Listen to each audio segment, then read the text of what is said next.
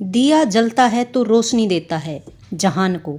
नाम कमाने के लिए जलना पड़ता है इंसान को।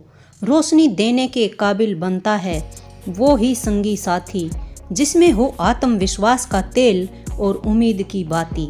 नमस्कार, लाइफ चेंजर में आपका स्वागत है। आज हम एक आलसी आदमी की कहानी सुनाएंगे जो कुछ काम नहीं करता था और उसकी इस लाइफस्टाइल से हमें भी बहुत कुछ सीखने को मिलेगा। तो एक बार की बात है, एक गांव में एक आलसी आदमी रहता था। वह कुछ भी काम धाम नहीं करता था, बस दिन भर बैठा रहता और सोचता रहता कि मुझे किसी तरह से कुछ खाने को मिल जाए। तो एक बार वो यूं ही घूमते घूमते आम के बाग में पहुंच गया। वहाँ उसने देखा आम के कई पेड़ हैं जहाँ पर बहुत ही रसीले आम लगे हुए हैं। तो उसने सोचा कि कुछ आम खा लिए जाएं, क्योंकि आमों को देखकर उसके मुंह में पानी आ जाता है। और आम तोड़ने के लिए वह एक पेड़ पर चढ़ जाता है। लेकिन जैसे ही वह पेड़ पर चढ़ा, बाग का मालिक वहाँ आ पहुँचा। तो बाग के मालिक को देखकर आलसी बहुत ज़्यादा डर जाता है। वो जैसे तैसे उससे छिपकर पेड़ से उतर जाता है और उसके बाग से भाग जाता है। और भागते भागते वो गांव से निकल जाता है और एक जंगल में जा पहुंचता है। वहाँ वो बुरी तरह से थक गया था और इसीलिए एक पेड़ के नीचे बैठ गया। तो पेड़ के नीचे बैठा था, तभी उसकी नज़र एक लोमड़ी पर पड़ी। तो उस लोमड़ी की टांग टूटी हुई थी, जो कि लंगड़ा कर चल रही थी। लोमड़ी को देख के आलसी आदमी सोचने लगा कि ऐसी हालत में भी इस जंगली जानवरों से भरे जंगल में ये लोमड़ी कैसे जिंदा है, इसको किसी जानवर ने खाया क्यों नहीं। तो वो ये देखने के लिए कि कैसे ये जिंदा है, वहाँ रुक जाता है थोड़ी देर के लिए और एक पेड़ के ऊपर चढ़ जाता है। वो देखता है कि कैसे इस लोमड़ी के साथ अब क्या होने वाला है आगे। तो कुछ ही देर में वो देखता है कि पूरा जंगल शेर की दहाड़ से गूंज उठा, जिसको सुनकर सारे जानवर डर कर भागने लगे। लेकिन वो लोमड़ी अपनी टूटी टांग की वजह से भाग नहीं सकती थी, इसलिए वो वहीं खड़ी रहती है। तो शेर लोमड़ी के पास आ गया। अब आलसी आदमी ने सोचा कि अब तो शेर इस लोमड़ी को मारकर खा जाएगा। लेकिन उसके आगे जो हुआ वह बहुत कुछ अजीब था।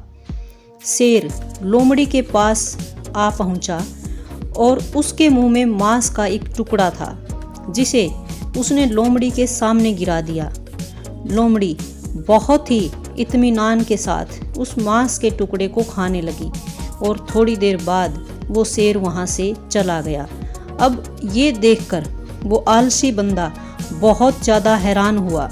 वो सोचने लगा कि भगवान तो सच में सर्वे सर्वा है।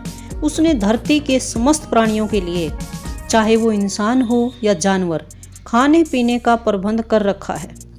तो इसलिए ये सोचकर वो चुपचाप अपने घर लौट जाता है और घर आकर वो 2-3 दिन तक बिस्तर पर लेटकर आराम से इंतज़ार करता है कि जैसे भगवान ने शेर के द्वारा लोमड़ी के लिए भोजन भिजवाया था, ठीक उसी तरह से कुछ न कुछ खाने पीने का सामान मेरे लिए भी कोई आएगा लेकर।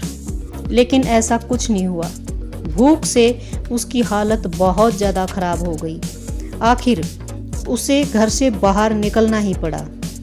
घर के बाहर उसे पेड़ के नीचे बैठे एक बाबा दिखाई दिए। वह उन बाबा के पास गया और जंगल वाली सारी कहानी जो उसने वहाँ पर देखा था, वो सारी कहानी बाबा को सुनाई। बाबा जी ने कहा, उसने बाबा जी से कहा कि भगवान मेरे साथ ऐसा क्यों कर रहे हैं। उसने लोमड़ी को तो भोजन दिया, लेकिन मुझे कोई भोजन देने के लिए नहीं आया। मैंने बहुत ज़्यादा इंतज़ार किया। उनके पास, भगवान के पास जानवरों के लिए भोजन का प्रबंध है, लेकिन इंसानों के लिए नहीं। ऐसा क्यों बाबा जी? तो बाबा जी ने उत्तर दिया, बेटा ऐसी बात नहीं है। भगवान के पास सारे प्रबंध हैं, दूसरों की तरह तुम्हारे लिए भी। लेकिन बात यह है कि वे तुम्हें लोमड़ी नहीं बनाना चाहते। वे चाहते हैं कि तुम शेर बनो, दूसरों के लिए ऐसा प्रबंध करो। यह सुनकर आलसी आदमी को अपने ऊपर बहुत ज़्यादा शर्म महसूस होती है और वो कुछ काम की तलाश में निकल पड़ता है। तो इससे हम सब के भीतर जो क्षमताएं हैं उसका हमें पता चलता है। ये कहानी हमें शिक्षा देती है कि हम सब में कुछ ना कुछ क्षमताएं हैं जिनका हमें पता ही नहीं होता, बस हम अपनी अज्ञानतावश उन्हें पहचान ही नहीं पाते और खुद को कमज़ोर समझकर दूसरों की सहायता का इंतज़ार करते रहते हैं। खुद की क्षमताओं को पहचानिए, दूसरे की सहायता की प्रतीक्षा मत करें, इतने सक्षम बने कि आप दूसरों की सहायता कर सकें।